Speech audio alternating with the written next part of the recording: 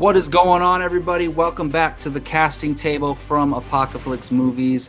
This is the show where we choose one of our favorite characters in any mythology, whether it be, Star Wars or Marvel, DC, whatever it may be, a character that we know is a possibility to come to the big screen or the small screen soon, and we cast them in our own minds. We choose an actor or an actress to fit that character, and it's kind of that fun movie discussion of, hey, wouldn't this actor be great as this character, just kind of turned into a whole entire show. So that's basically the premise of this show. Thank you all for joining us. And today we are doing Grand Admiral Thrawn from the Star Wars universe, mainly because we figured he was coming eventually, that he was going to appear in a movie or a TV show eventually, but they specifically name drop him in The Mandalorian, in the episode with Ahsoka where she says, "Where's Grand Admiral Thrawn?" So that is basically the reason we've jumped to it, and this is the character we're doing. I am your host, Jacob Bartley, and I am joined by Gio Ramos and Keith Barnes for this episode. What is up, guys? Hey. Definitely looking forward to this one. Yes. Awesome. So we are, and it's unfortunate we don't have the guy who's the biggest fan of Thrawn, Brian Avellino, couldn't make it tonight. It's literally his favorite Star Wars character. Yeah. So I guess we'll have to cover it for him. But my point being is, like, I think all three of us are coming from different different appreciations for the Thrawn character. Maybe we were introduced to him at different times. So real quick, I just want to go to you, Keith, first. So what is your history with the Thrawn character like? Did you read the novels like Heir to the Empire, or are you introduced to him in the new canon only? I had a friend who lived across the street from me that loved that original trilogy. I don't know why. I just didn't read them. I don't know why. Look, I was one of those people who were like, I'm only going to read canon stuff. But then I really wanted to read the Darth Plagueis novel, the one with him and Palpatine. Yeah. And it's not canon, but I did, and I loved it. So I might dive into some of that legend stuff because they might pull from it in the future. Apparently it's great, and they had big plans for it at the time. But at the time, and I don't remember how old I was, so maybe, I don't know, 13 or 14-ish when that was coming out. But yeah, my buddy loved them. And at the time, you guys don't remember this, of course, but Star Wars just wasn't around really. So this is before the prequels, right? Well, before the prequels, before the re-releases in '97. So it was just, other than a couple of video games here and there, like I just wasn't really on my mind. And so I was like, I'm not reading any Star Wars books. I don't care. It wasn't part of the movies or anything. So I just looked like stuff people just made up, which I mean it was, but so I didn't really have any real interest. But yeah, my buddy, he loved them. He loved these books. So you knew of Thrawn? I knew about it, yeah. Since then, just in the back of my head, I just didn't really just went away. Yeah. But when it came back in the canon, like on Rebels, and when they announced the novel, the new book that was coming out, the same author, of course. What's his name? Timothy Zahn. Zahn. Yeah, Timothy Zahn. So he wrote those novels, and he writes the canon novels. The new ones, right. For Lucasfilm. Yeah, which is awesome. So I went to Target. Well, he basically created the character, so that's he did.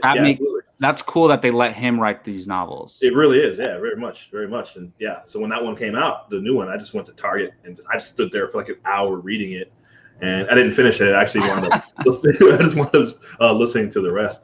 But it was pretty good, but the character is incredible. Like, yeah, it's I would just be fascinated. I'm surprised it's taken this long to get him on screen. I know, right? I mean, dude, they should have just jumped to. He should have been the villain of the sequel, the new trilogy. Like, exactly. Looking back at things, And it's still, what if he could have been the one to turn Kylo or something somehow? Like get another Force user on the Empire side or whatever. But anyways, that's a talk for another day. So, Gio, you're maybe the least familiar with the character. You've been doing some research lately. So what is your background with the character? Did you watch him on anything before or read him in anything before? Before last night, no. I did a binge watch of his appearances in Rebels, the show. I got a crash course in those novels, which actually I think they came out around the early 90s, if I'm not mistaken. Mm-hmm. Those original Thrawn novels. And yeah, before that, I mean, I'm probably the most casual viewer out of all of us. Just my exposure to Star Wars are the movies, The Mandalorian, and the Clone Wars and We Rebels. used to watch Rebels together, but then I think Thrawn was introduced later. Yeah. Like after Season you 3, stopped I think. watching. Yeah. The last 2 seasons, I think, had Thrawn, if I'm not mistaken, of Rebels. So Yeah, so for me, I had known about him from the Legend stuff because Star Wars podcasters would always talk about Thrawn and Timothy Zahn, and then the new books came out, and I've audiobooked.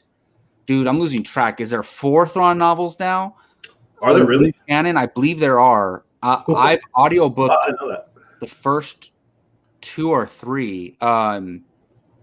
Well, Thrawn Alliances was the last one that I did. I haven't done Thrawn Treason yet, which I believe is the most recent one. But Thrawn Alliance is the one with him and Anakin. Like it flashbacks to him and Anakin, and then it's in like present day of that novel with him and Vader. So I've had my fair share of Thrawn exposure. I've obviously seen all of Rebels. So and one thing for me is the Thrawn in the novels and the Thrawn in Rebels is very, very different. Yes. The Thrawn in the novels is just a logical person. Like he's not a human, but he's a logical being. He's not evil or good. Right. He's just he has a specific goal. We all know, or Gio knows. We know now that he kind of is just keeping an eye on the Empire, either to have them as an ally or to undermine them, so his Chiss Empire can be have an upper hand. So basically, let's get to this casting. I just wanted to kind of talk about Thrawn as a character, but for me, in my mind, Thrawn is the Thrawn from the novels. Honestly, from the new canon novels, in my mind, because in the in Rebels, he's pure evil. Everything he does is pure evil, and his Price, his general, same thing. In the novels, she's a great character. In Rebels, she's evil. So I get it, though. It's an animated show. You want your villains to be villains and your good guys to be good guys. So, and one thing about Thrawn is he's very methodical. He's very, I don't want to say soft-spoken, but he talks with a very specific tone of voice. Yeah. And, most people would, if you listen to him talk for an hour, you might fall asleep. But he's very a specific type of character. So it's not like you're just, throw Jim Carrey in, even though actually Jim Carrey might actually do a good job. Actually, I don't want to. He's not one of my choices, but I was going to say you can't just throw any actor into play Thrawn. It has to be a good fit. With that being said, so the way we're going to do this is we're going to reveal our number 1 choices, and then our number 2 choices, and then any honorable mention. So I'm going to go to you, Gio. So based on your knowledge, who did you determine would be your number 1 choice to play Grand Admiral Thrawn? Well, like I said, I don't have too much knowledge, but I have to imagine that name drop means he's going to have a very big presence in the Disney Plus series. And if I think they're going to go anywhere with the Thrawn character, it'll be a continuation of what we saw in Rebels. And I wanted to think, okay, who is somebody that has kind of played a villain before and, has a certain kind of stature to pull off somebody like Thrawn. And my first choice would be Henry Cavill. I think Henry Cavill would make an awesome Thrawn. That is a good choice. I didn't. Man. Yeah. Jacob, to quote Drax, that's not a dude. You're a dude. That's a man. Oh yeah. Henry Cavill is a man. Okay, and like I said, he can pull off the villain role. We saw him most recently in Mission Impossible Fallout. Incredible. And he also, like I said, his stature and his voice, he could have a very commanding presence. He can definitely pull off, the intimidation that Thrawn gives off, even though it's subtle. So Henry Cavill would be my first choice. Keith has a unsure look on his face. I'll just comment real quick. Yeah, I love that choice because for me, in my mind, I kind of struggled, to be honest, to find a good to come up with my choices. I did, because it's like I said, you can't just like if you're casting Cyclops, right? There's a lot of actors you can choose to play that role. With Thrawn, there's not a lot of great choices, and so Henry Cavill, I'm pissed I didn't think of him, because I think he could definitely pull it off. And look, they're gonna be in blue makeup, whoever it is. So it's not like he has to have a specific look, you know. And look, bottom line is Henry Cavill's a great actor. He would be a good fit. He might have to tone down a little, like he might have to get smaller to play the role. Yeah, it'll be a role that he would have to lose some weight. But Not necessarily. dude, no, honestly, not necessarily, because we haven't seen live action Thrawn. They could just say Thrawn's a big guy, and we've seen inconsistencies with translating from animation to live action, so it doesn't even matter. He could just stay the way he is. I love that choice. Cool. I find that interesting because, well, the reason I was thinking it's a great choice, but I'm thinking of Cavill, but as Sherlock Holmes, and I'm like, well, honestly, that's kind of similar. The best role where it could translate over. Like that's what I'm saying. That's the one role that says he could play that. Yes. So that's what I was thinking of. So I'm like, wow, that'd be a good way to go, man. Because that's why I mentioned the size. Because not necessarily because he's a big Sherlock Holmes, which Sherlock is not this big. I also want him as Wolverine, but I don't want to get too greedy. He can do that too. And James Bond. So that's a good choice. James Bond, Superman, Wolverine, and Thrawn. That's cool. All right there. Yeah. Dude, hell of a choice. Like, if I'm a big Henry Cavill fan. If that got announced, I would be super stoked. All right, Keith, I hope you don't steal mine. I'm gonna go to you for your number one choice. I hope you don't steal mine. It's tough because I actually forgot to rank them. Well, so basically, I mean, I think though, who would be your number one choice on your list? My number one is Colin Farrell. Nice. I'll tell you what, right now, he's on my honorable mention list. Oh, okay, cool. All right. yeah, he was my number one. I think he's, like you said, he's going to be in makeup, so I don't think the age really doesn't really matter. No, Yeah, because one of my choices is a little bit older, but he can play that kind of how he, like, Thrawn is into, like, he loves art and collecting art. Yeah. He likes to study his opponent's culture, and I think I would love to see Colin Farrell taking on sort of what he was doing, like in the first Fantastic Beasts movie, where he's very alluring and very almost seductive, and like you said, that kind of soft-spoken tone that Thrawn kind of has. I would say you can call him soft-spoken because he doesn't get overly. I'm gonna, like, he's very he's kind of monotone in a way. Yeah, and he's always, like, in Rebels, which was a bit of a sort of a negative for me. But he's I just think some people associate soft-spoken with, like, timid or something, but he's not timid at all. Yeah, and he's always kind of like, all right, you got you right where I want you. Like, he seems like he's, I could see Colin Farrell kind of playing. Oh, he was one of the first people who popped in my mind, so I totally could see it. Yeah. I would like to see him. He doesn't do a whole lot of villain stuff. I Bullseye, he's kind of cartoony. He was good, but a little bit cartoony in that. But I think we thought he was a villain, and I mean, he did play a villain in Fantastic Beasts. He should have just been from the beginning. Don't forget the Batman. Oh, that's right. Oswald Cobblepot. Yeah, right. Yeah, I like that pick. He has a lot of range. He can definitely pull off someone like Thrawn. Yeah. I love to see him. Absolutely, dude. He is one of the most underrated actors in Hollywood. I know people know his name. I know he's known, but people don't associate him with. He's a great actor, like casual movie fans. I don't think they do, and I just think he's underappreciated.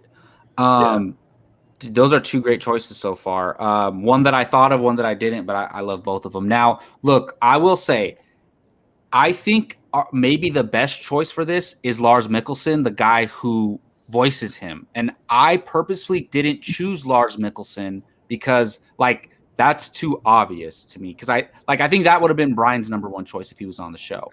because Lars Mikkelsen does the voice in the animated series, but he's the other Mikkelsen's brother, but he's done live action acting before too. He's not just a voice over guy. He's been in a bunch of stuff. He has 79 credits on his actor IMDb page.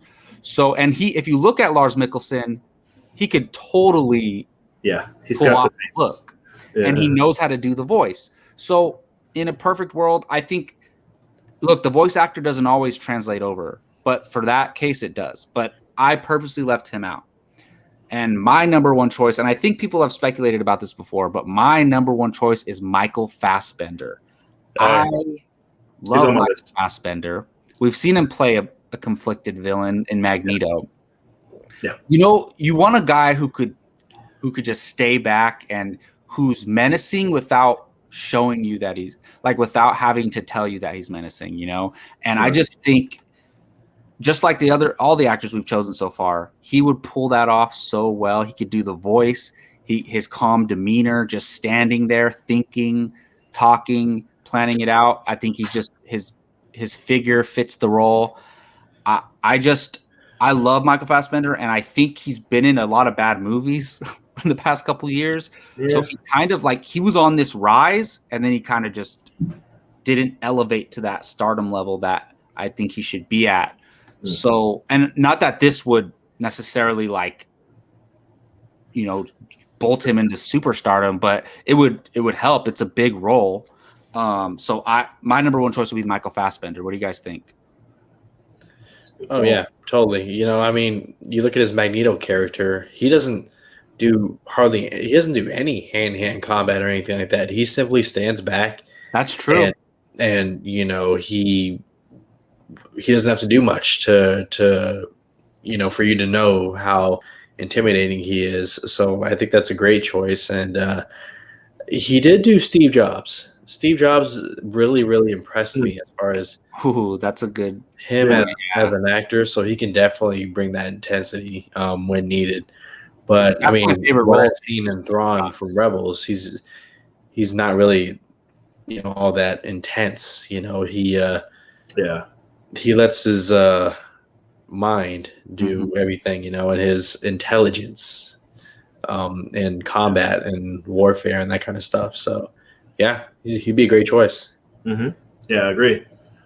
Absolutely agree. Fassbender is one of my – I love him, but he's like, yeah, you hit it right on the head where it's just outside of the franchise stuff, he's kind of, you're like – well, yeah, I mean – the first two X-Men movies he appeared in were great, in my opinion. And then he's already in that role, so I don't hold Apocaflix and Dark Phoenix. He was already – and he's still good in those movies. He's great in those, though. He's the best parts of all. Apocalypse, his storyline is amazing in Apocalypse. And then I like him in Dark Phoenix as well.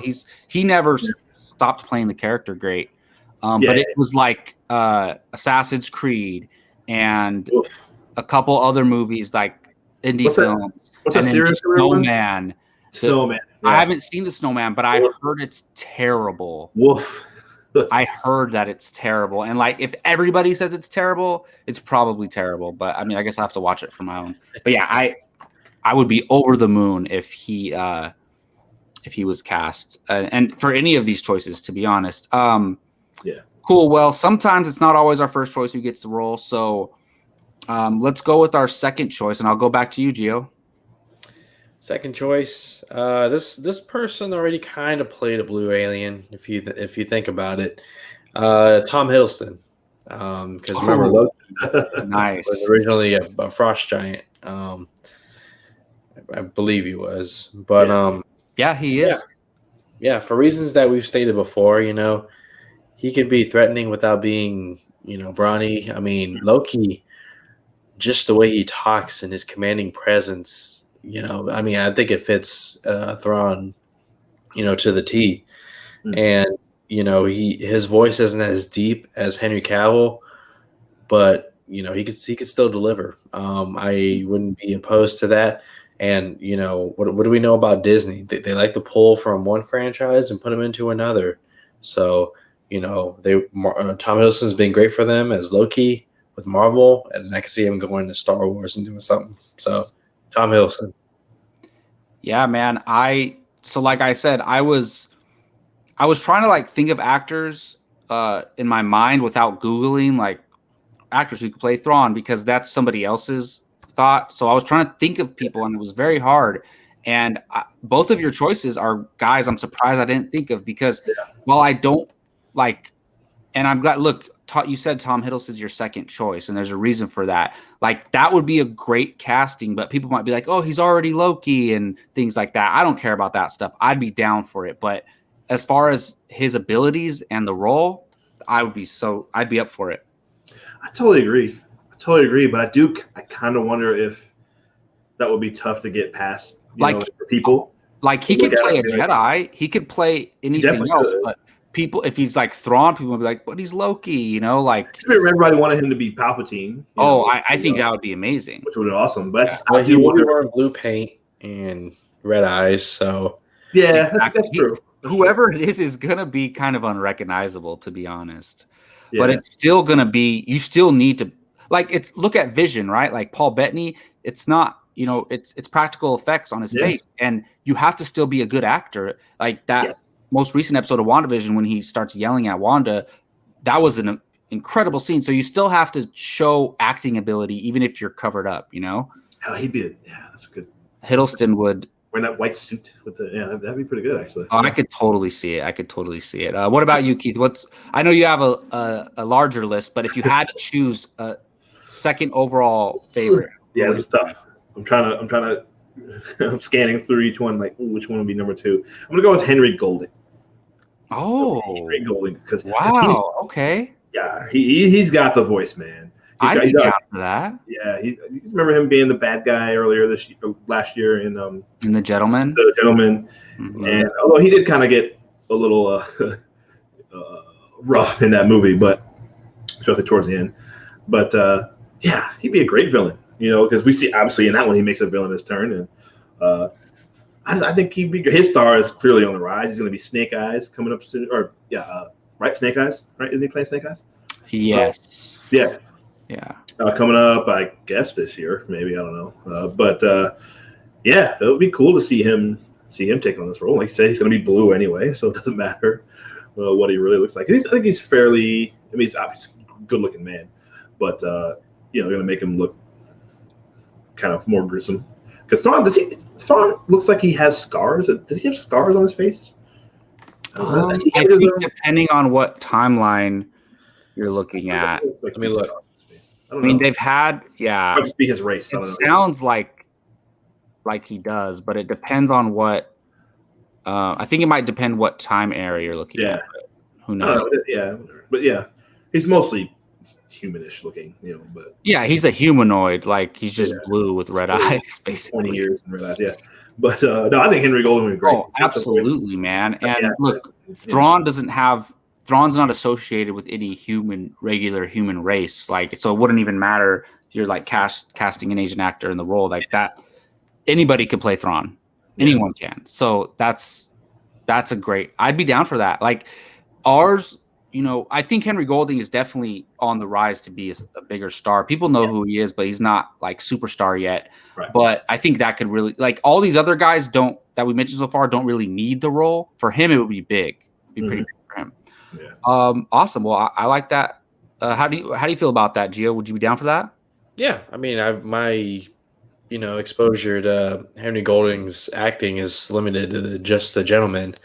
So I will say he does have on-screen charisma, the guy, super talented. I wouldn't be opposed to that at all. Awesome. So my number 2 choice was actually my number 1 choice until I thought of my number 1, because when I thought of Michael Fassbender, I was like, oh my goodness, that's the guy. And this would be interesting. My backup choice is actually Rami Malek. I think. Because for me, he reminds me of Thrawn a little bit, like the way he talks, and just, I don't know. Thrawn has like a certain body language to him. And I just watched The Little Things, which wasn't great. But I just think this guy's obviously a really good actor. He's very diverse in what he can play. And we're going to see him as a villain in Bond, which who knows when that's going to come out. I mean, I know it has a release date, but we'll see. But I just think with the way he is, I think he could pull that off brilliantly. And like we talked about, we're not casting somebody to play, a physical villain. It's more of a, somebody who can be intimidating through the way they talk, the way they act, move their body, things like that. So I'd be down for Rami Malek. He wouldn't be my first choice, but I think that could work. Yeah, I mean, I haven't seen too much of him. I know he played a great Freddie Mercury. So that right there tells me he definitely has a talent to pull this off, and the fact that he's a Bond villain, gives him some kind of credibility towards, being able to pull off a bad guy role. So I wouldn't be opposed to it. I just I prefer seeing other people, but if he was announced, I'd be like, all right, cool, let's do it. Yeah, and I mean, I would say out of our 6 choices so far, he would be my last choice. But that doesn't mean, obviously, if he's my second overall, I do think I would like to see him in the role. But I might want to see one of our first choices first. Right. Mr. Robot. Any of you guys watch Mr. Robot? No, so that's where he blew up. It was from Mr. Robot, and he won Golden Globes, and I believe he won an Emmy for that show. I think so. Apparently it's great. Yeah, I don't know. I've never watched it. Yeah. Alrighty. So I know, Keith, you said you had some other honorable mentions, man. Let's hear them. All right, super fast. Fassbender was one of mine. Another one that I kind of wish I'd said, but I think they're all pretty good. But Chiwetel Ejiofor was another one I think was really great. Yeah, he could totally do it. Yeah. Absolutely. Yeah. You see him, obviously he's gonna, whenever Doctor Strange 2 pops up, oh my gosh. Mordo. Mordo, yeah. Mordo, Doctor Strange. He's always been this like a titan of an actor. I don't think he gets enough. He's not a big star. I don't know if he necessarily needs to. I think he gets respect from people who know movies and follow him, but I don't know. It just seems like he should be a little bit more, because he's like one of the best actors out there. Oh, absolutely. I mean, 12 Years a Slave, man. He if Dallas Buyers Club didn't come out that year, he would have won Best Actor. Would have won right. Yeah, I agree. Yeah, I think that's exactly right. Yeah. And so Chiwetel Ejiofor. Then another one is my guy who I've had already mentioned before when it was the 3 of us. As a matter of fact, we were talking about Constantine, and that's my guy Matt Smith. He's up for every role. I love him. Yeah, exactly. He'd be a good one. I don't know if I'll talk too much more about him, but another guy who was supposed to be Palpatine. We remember, whatever. Who knows what happened? But and then my last guy was a guy that I said I was a little bit older. David Wenham. He was actually, believe it or not, the first person I thought of. Because I did the same thing as you, Jacob. I just kind of tried to go off the top of my head. David Wenham. He's in 300. He's Faramir in Lord of the Rings. Okay. I was trying to look. He's in Iron Fist. He plays the evil dad of the. Oh, okay. Yeah. Was he in Van Helsing? He is in Van Helsing. That's right. How do you spell his last name? I believe it's Wenham. Oh, yeah. I see. Yeah. Okay. This guy. Yeah. That guy, he could definitely do it. He's in 300 as well. Yeah, he's in 300. He's the guy that was telling the story. The end of 300. So he's got the abs. He's got abs. Nice. I think it'd be a good Thrawn. And honestly, I mean, some of these guys we mentioned are relatively unknown, especially some guys on Keith's list. So I would love to see one of them get an opportunity if they already aren't going with Lars Mikkelsen, which actually might be the logical choice here. So I had Colin Farrell as a backup. My other backup was Hugh Jackman. Just because, look, Hugh Jackman's a great actor, so he can do it. And it's like, it's not like he's it's not like he's a terrible fit for the character. I mean, he wouldn't be my first choice. I don't even think he would. Maybe. I mean, who knows? What is he doing now? I mean, he can do anything he wants. He probably gets offers all the time. But I think that would be cool because he's not the focal point. He doesn't have to get in Wolverine shape to do it. Yeah. I just think, like I said, he's an Oscar level talent, so he could do it. Good call. Yeah, I wouldn't even thought of that. Hugh Jackman, yeah. Yeah, he was one of the guys that I first thought of, and I was like, okay, I'm going to write him down, but maybe he's not my number one choice, but I'd be cool with that if he was chosen. Cool. Well, really quickly, speculation. Where do you guys think they're going with the Thrawn character in this Star Wars universe based on what you've seen in Mandalorian? Gio? Oh, he's definitely going to be the big bad guy of probably all of the upcoming Disney Plus series. Yeah. At least live action ones. Maybe not the Acolyte because it's Yeah. Well, they said that the Rangers of the New Republic and Ahsoka and Mandalorian are all gonna intertwine and cross over, kind of like the MCU does. Yeah. Right.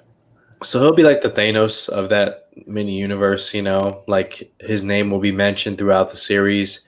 People will know of him. And I think there'll be little hints dropped that it's ultimately leading toward Thrawn and an all-out war. One name I didn't mention, and it's just a wild card, but hell, if Mel Gibson played Thrawn, that'd be insane. That would be insane. Keith, do you have any differing thoughts of where they might go with the character? And do you think he is going to be like a villain when he shows up, or is he just going to be an antagonist? I think there's a difference. Like a villain is evil, an antagonist is just opposing our heroes. Yeah. Well, it's such a mystery. First of all, if they're getting rid of Gina Carano, they ain't bringing in Mel Gibson. I'll just say that. But that'd be a gutsy call right there. I'd be interested in that. Anyway, but no, yeah, it's such a mystery. We don't know, and obviously they're going to explain, but just whatever happened to him at the end of Rebels.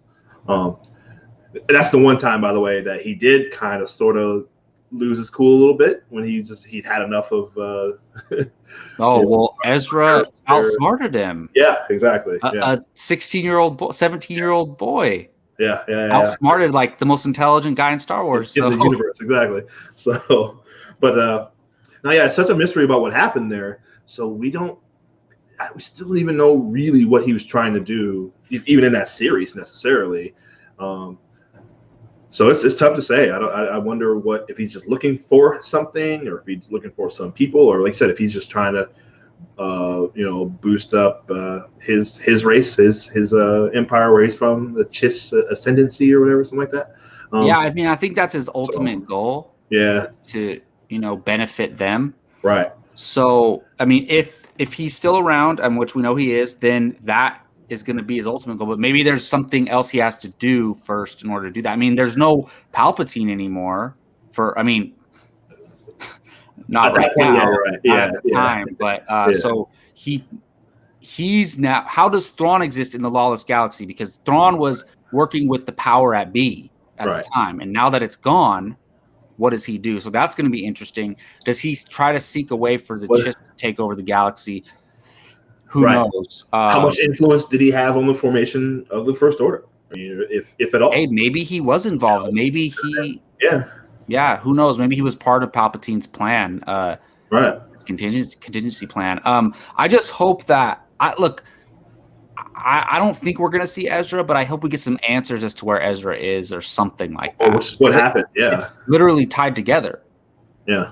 So because we thought he was, huh? Oh, sorry. I think how do they even bring in Thrawn without Ezra? So maybe we do see Ezra. That's exactly what I was about to say.